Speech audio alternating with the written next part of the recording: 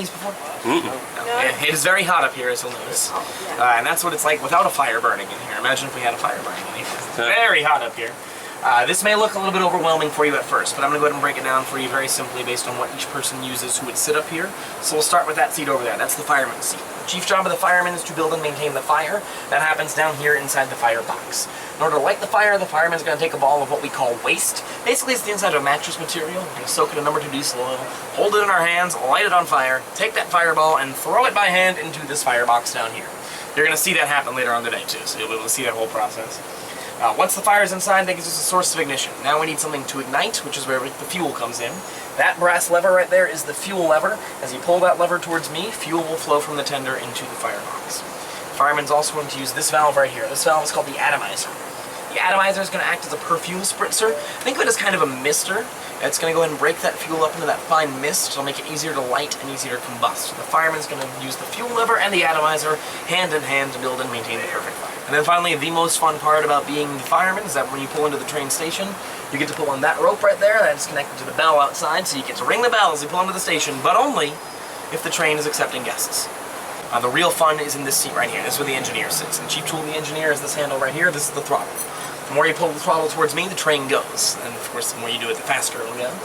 There's the speedometer. It goes all the way up to 20 miles an hour, although we don't like to go above 10 or so. So that's a nice little temptation for us up here to have a speedometer that goes all the way to 20.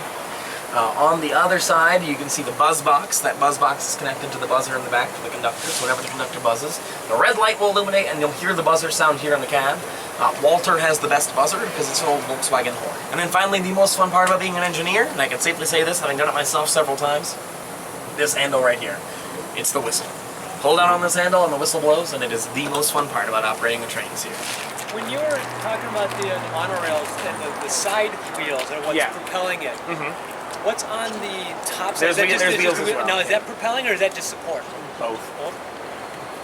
So what's on top? It's wheels. Wheels on top. Yeah. Do they go round and round? Yeah, they do. They do go round. Perfect. You ever heard the expression living on the wrong side of the tracks? Well, it comes from this right here. All of that sediment would come up, and if you were downwind, it would sort of blow down onto your lawn or your laundry. So that's how it would sort of get that expression out into the public vernacular.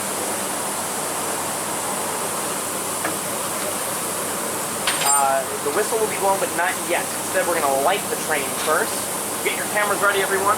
This is your Kodak moment, or your Nikon moment today. Nikon, get your photographer moment. Take a look. There it is, the Statue of Liberty. Take that ball, throw it into the firebox. Begin lighting this train, and trust me, you will be able to hear it when this train comes alive. You may be able to see some of the fire burning in the firebox down below, or the fuel catches. Train is brass right now. There it is. Awesome. With that, this train is coming alive. We intentionally pop the train off each and every day here in the yard in order to make sure that we know at which pressure point we will happen each and every day. So it can be different based on the weather and the atmospheric conditions. So we will intentionally do it here in the yard every day. We're going to write down that pressure point on the train's paperwork every day so that every crew that comes on the train will know what that point is, and hopefully it'll never happen in the park. We don't like to pop off inside the park because it's very loud and it distracts from the show in the park. In addition, it can also cause attraction downtimes. For example, one time the train popped off from the Frontierland train station, which is very close to Splash Mountain and Big Thunder Mountain Railroad. Coordinators working at those attractions heard the pop-off. They didn't know what it was and assumed the sound was coming from their attraction, so they shut down both of their attractions for an unusual noise. The train station that we're in right now is the Fantasyland train station. It's also the newest station here at Walt Disney World. The origins of the Fantasyland station go all the way back to 1988 to something called Mickey's Birthday Land. It eventually became Mickey's Starland and then Mickey's Toontown Fair before finally getting a full refurbishment in 2012 to become this, the Fantasyland station. This area, Storybook Circus, as part of Fantasyland, was designed by an Imagineer who you may have heard of. His name is John Lasseter. Not only is he an Imagineer, he's also an executive in charge of Pixar. He also happens to really love steam trains, particularly the steam trains here at the Walt Disney World Railroad. Well, he realized when he was building this area that there was nowhere in the park where you could have your picture in front of the steam train. It was always you on the side of the steam train. So that's when he insisted that this area right here be built. This is called Lassiter Point. Lassiter Point is the only place there at Walt Disney World where you can stand right there at the end where you see those train tracks on, and you can stand and get your picture in front of the train while the train is in the park. The only place you can do that. The other place that you would be able to do that is on this tour, out of the yard. But that's not really in the park, is it? We're gonna hear. This crossing whistle is not for parade floats or for cars, instead it's for pedestrians. It is for the cast members who work inside Space Mountain. Space Mountain is the only attraction at the Magic Kingdom that is built in its entirety outside of the Magic Kingdom's perimeter. It is entirely located outside the railroad tracks. You, however, enter the building on this side of the railroad track, then you go underneath them in the queue. That long dip in the queue, and then you go right back up. We're above that dip right now. The dip exists to get you underneath the train track and into Space Mountain. Here we are at Main Street, USA. Good morning. We're all down here. Welcome back to Main Street, USA. Looks a little bit different than the last time we were here, right? Pretty crowded. Main Street, USA is supposed to represent a very specific time and place. That time and place is the turn of the century in a small town in the middle of America, 1901, that we're trying to represent. In small towns like this one, trains really were the centerpiece of everything. Have you ever looked at a map of the United States and realized that all these small towns in the country are about 50 miles apart from each other? The reason for that is because of trains. Trains would have to start off getting fueled up every 50 miles or so. They would have to get more fuel, more water, more supplies. So about every 50 miles or so, these trains would sort of have to stop, and these small towns sort of sprung up in order to service the trains. Therefore, the central building in these towns was a train station, just like this one. It was in a small town just like this one in the early 1900s that a little boy went to a train station similar to this one and fell in love with these trains. In fact, he loved them so much that really everything he did throughout his career, trains ended up having some sort of role. And he did a lot of different things over the course of his lifetime, but he always seemed to come back to trains. That little boy, as I'm sure you guessed, is Walt Disney. In case you forgot what the Roger E. Brogy looks like, here it is.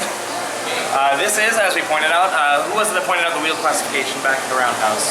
Who pointed out it was a 460? Was you? Yeah, it's a 460, right? Using the white classification system, this train is what we call a 460 or a 10-wheeler style train, because it's got 4 pilot wheels up in the front. The job of the pilot wheels is to keep the train on the track. It also helps to steer into curves a lot easier.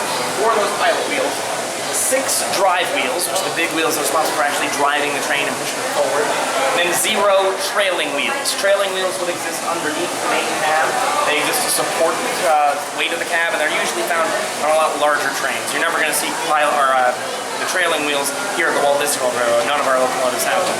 This is what we call a 10-wheeler style train, 460, built as we know in May of 1925, and it is named after this man, Roger E. Brogy. When it came time to build the Disneyland Railroad, Walt turned to Roger to help create the first 2 locomotives for Disneyland. And that's exactly what Roger did. He built 5/8 scale, narrow gauge locomotives, 2 of them, for Disneyland, at the grand total of $40,000 each. So $80,000 in the 1950s to build 2 narrow gauge locomotives. So here's the story of Walt Disney. Let's go ahead and show you where our trains were built. This is the Baldwin Locomotive Works out in Philadelphia. So this is what it looks like back when our steam trains were built. This is what it looks like today. It's an empty field with a sign on it that says, "Trains used to be built here." But this picture here does give you a really good view inside the smoke box on the train. So remember earlier we talked about that honeycomb style pattern? You can see that here. Those are the flues. That smoke box just doesn't have this cover on it yet. So you can see the flues that go through the boiler. Also gives you some idea of the size of the steam train. Take a look. This is a boiler. That's a peak. So you can see just how big these steam trains were. Massive. Anyway, what did they look like when we bought them? You probably saw. Yeah, just a little bit. Very nice. You good? You good? There we go. This is what they looked like when we bought them. This is our number 1, the Walter E. Disney. Number 2, the Lily Bell. Number 3, the Roger E. Brogy. We played with this one today. And number 4, the Roy O. Disney. So these are what they looked like when we bought them. Shows you just how much work George Britain had to do, as well as Roger Brogy, to go ahead and take these trains and convert them into the trains that we know today here in the parks. The but they're still using 80% original parts, which is just that was animated by Ward Kimball. And Ward also really loved trains. Walt said that's a perfect idea. He called up Ward, he didn't even give Ward a choice. He said, Ward, pack your bags, in 2 days we're leaving for Chicago. So the two of them do leave, and they travel to the 1948 Chicago Railroad Fair. This railroad fair was set up right along the shore of Lake Michigan. They had a huge stage. You can see these flats set up here as well, right along the shore, so you can see Lake Michigan in the back. They had historic trains there for people to go ahead and explore and play with. One of Walt's favorite things to see was a train called the Old Nashville. Anyone ever heard of the Old Nashville before? The Old Nashville is the steam train that pulled President Abraham Lincoln's funeral procession across the country. Abraham Lincoln was Walt's favorite president. Walt was born in Chicago, right? So Abraham Lincoln was his favorite president. Steam train is one of the things that he loves the most. So he gets to combine his passion for two things: steam trains, and they're going to go up to see this Henry Ford Museum, which he's called Greenfield Village. He's arranged these buildings into a village pattern. Running down the middle of this village is a main street of sorts with period-specific transportation taking guests up and down this main street. Near the back, there was a man-made island that was surrounded by a man-made river. If you wanted to, you could traverse that river in a steamboat, and surrounding the entirety of Greenfield Village was a real working steam train. Does this sound familiar to anyone yet? Yeah. This idea sort of nestled its way into Walt's mind, and it never really left. When he was designing Disneyland many years later, it's hard to imagine he didn't think of the Henry Ford Museum. But anyway, after their visit to the railroad fair and the trains at the Henry Ford Museum, Walt has a big re-love of trains. He's got that passion going again for trains. Ward sort of tells Walt at this point, you know, Walt, I also love trains a lot. In fact, Ward had his own railroad. Start building me a 1/8 scale steam train. Not 1/12, 1/8.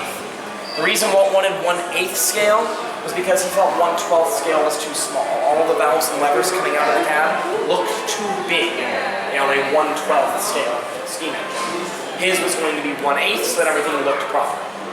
And that's exactly what they did. They built the train at 1/8 scale, and on December 24th of 1949, Lilybell was completed. That Christmas Eve night, this photograph was taken inside Soundstage 2 at the Walt Disney Studios. This soundstage, incidentally, is later where Mary Poppins would be filmed.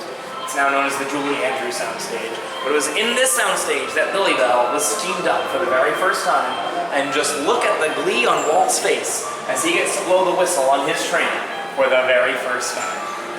If you want to see just how incredibly detailed the Lilybell was, here is her cab. The roof was built on hinges, so it opened up to give the operator a little bit easier control. Take a look. Everything that we see here inside the miniature cab, we saw a full-size version of today. And construction began on Walt's backyard railroad at Carrollwood Drive in the late 1940s, early 1950s. Here is that tunnel that was going to go underneath the flower bed. And here you can see the view from Lillian's picture window looking out at the flower bed. Train's not visible at all, as if you'd never know there was a train going underneath there if you didn't actually know. This is the tunnel, though. You may notice the tunnel has a little bit of an S-curve to it, an S-bend.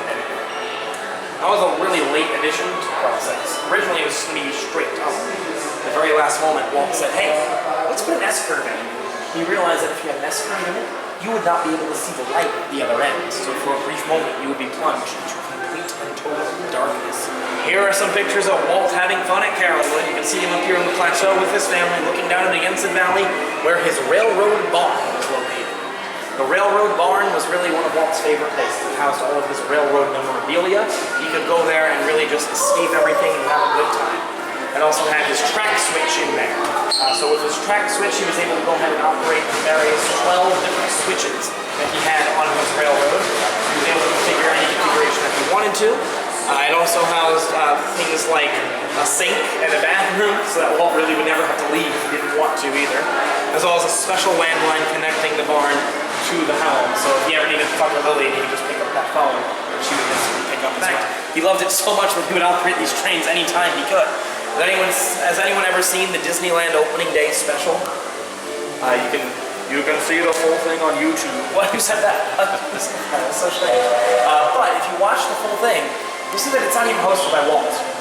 It's hosted by 3 other individuals, and Walt doesn't even show up until about 10 minutes in. How do you think Walt arrives at Disneyland? Operating the train. He shows up at Disneyland the very first day it's ever going to be opening, operating the train. That's how much Walt cared about these trains. As he mentioned, he oversaw the creation of the Disneyland Railroad with the first two engines, the CK Holiday and the EP Ripley. Before we go, there's one last picture I want to show you. It is, hands down, my favorite picture on the entire tour. Here is Walt Disney standing in front of the Lily Bell. That's not our Lily Bell, though. That is Walt's Lily Bell, the small 1/8 scale train. This is Photoshop before Photoshop. This photograph was done as sort of a gift to Walt by his Imagineers, people responsible for building everything in the parks, because they knew how much this train meant to Walt. This photograph of Walt was taken by Roger Brody at a SEMA party. The Imagineers then took this train, Walt's train, put it in the same lighting conditions as Walt was in that photograph, and used an extreme close-up lens to take a photograph of Walt's Lily Bell. They then scaled the two photographs and put them together in such a way that if Walt's train were a full-size steam train, this is what Walt would look like standing in front of it. A few things to note about this photograph. Number one, the incredible detail that Walt and Roger put into the Lily Bell. Things like the rivets here on the smoke box and on the stack. Remember, this is a 1/8 scale train. It's only about this big. Look at the detail on the headlamp, on that nature painting on the side of the headlamp. Incredible detail work there. Yeah. Yeah. Walt smiling. I promise he's smiling. And that is actually the last thing I want to point out to you. The most important thing about this photograph is Walt himself. Take a look at that smile that Walt has on his face. Think about every other photograph that you've seen of Walt Disney. Usually he is smiling, yes, but it's usually that I'm taking a picture so I'm going to smile. Is that forced picture smile? No. That is the smile of someone who is having fun, playing with the trains, doing what he loves.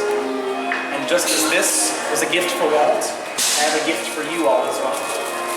We're coming along with me on the tour today. You all will be taking home with you a very special, exclusive Disney's The Magic Behind Our Steam Trains tour pin, mounted on a very special card as well. And as you can imagine, there's a little story behind this pin, which, by the way, incidentally, is the most expensive pin you will ever have. The tour was free. It was the pins that you were paying for. So please do not trade away these pins. It is the most expensive pin you will ever have. And there's a little bit of a story behind these pins, as well as the card that they're mounted on. On the card itself is the train that we spent all day with, the Roger E. Brody, our number 3 engine. On the pin, the number 1 engine, Walter E. Disney. Operating that engine, Mickey Mouse. In a way, the 3 most important people to our railroad here at Walt Disney World. Roger, the person who built the railroad. Walt, the person he built it for.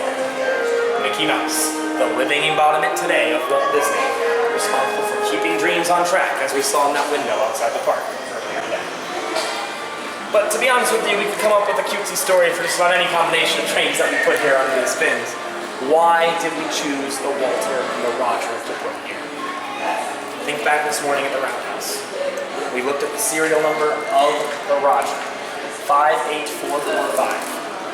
If we were to look at Walter's manufacturer's plate, its serial number is 58444. Consecutive serial numbers. What that means is that these 2 trains were built side by side, together, in the shop out at Baldwin in Philadelphia. They were both bought together by the United Railways of Yucatan, sent to Mexico together. They worked side by side for 40 years, hauling rope and fiber up and down the peninsula. Somehow they both got sent together to that boneyard where together they were discovered by Roger and Irving, who bought them both, shipped them both together to Tampa, where George Britton oversaw the refurbishment of the 2 trains, and still to this day, they are working together side by side here at the Magic Kingdom. This is the oldest example anywhere in the world that we can find of 2 brother trains still in operation today, having never been apart from each other. Believe me, we've tried to find other examples. This is the oldest one we can find. That is just one more reason why there truly is magic behind our steam trains. So these pins are for you, and with that, the tour is officially over. Did you all have fun today?